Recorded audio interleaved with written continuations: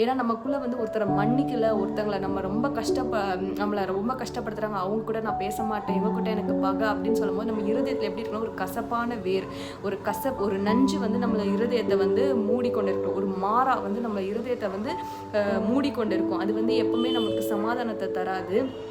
நம்ம மேலே தப்பே இல்லைனா கூட மற்றவங்க நம்ம இது பண்ணிட்டாங்க, அதனால நான் பேச மாட்டேன்னு சொல்லும் போது கூட நம்ம ஆண்டவருடைய நறுமணத்தை வந்து என்ன பண்ண முடியாது, வீச முடியாது. மற்றவங்க முன்னாடி நம்ம சாட்சியாக இருக்க முடியாது. அவங்களோட பார்வையில் சொல்லுவாங்க, ஆமாம் அவளும் பேச மாட்டா, நானும் பேச மாட்டேன், அவள் சர்ச்சுக்கு போகிறா, அப்படி இருந்தால் அவள் அப்படி தான் இருக்கா அப்படின்னு சொல்லி என்ன பண்ணுவாங்க, ஆண்டவரோட நாம தூஷிக்கப்படலாம். ஆனால் நம்ம எப்போ ஆண்டவரோட நறுமணத்தை வீசுவோம்னா, அவரை போல நம்ம மன்னிக்கும் போது மட்டும்தான் நம்ம ஆண்டவருடைய நறுமணத்தை நம்மளால வீச முடியும். இன்றைக்கு நம்ம மன்னிப்போம், ஆண்டவரை போல மாறுவோம். இந்த புதிய வருடத்துல ஆண்டவருடைய சமாதானம் இருதயத்தை ஆளட்டும். நம்ம நன்றியுள்ள இருதயத்தோடு நம்ம இன்றைக்கும் ஆண்டவரோடு நம்ம நிலைத்திருப்போம். நம்ம ஆண்டவருக்கு சாட்சியுள்ள ஒரு வாழ்க்கையை வாழுவோம்.